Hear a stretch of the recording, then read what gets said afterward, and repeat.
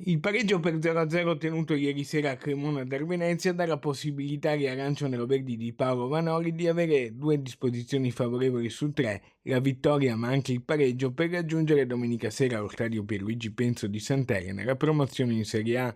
Sarà comunque una gara molto aperta e dall'esito incerto perché entrambe le finaliste hanno offerto una cornice degna della massima serie.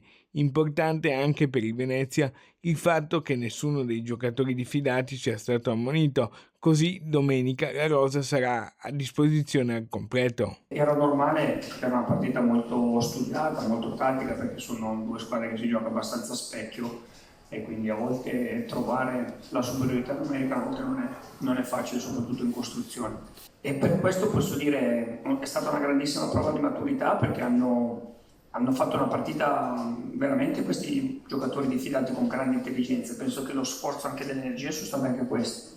Poco tempo per riposare la testa e già la partita di domenica che deciderà un'intera stagione. Questa squadra è giovane, gliel'ho detto, deve diventare affamata di successi, capito? È per il loro bene, è per tutti e quindi dobbiamo provare a crescere anche sotto questo punto di vista.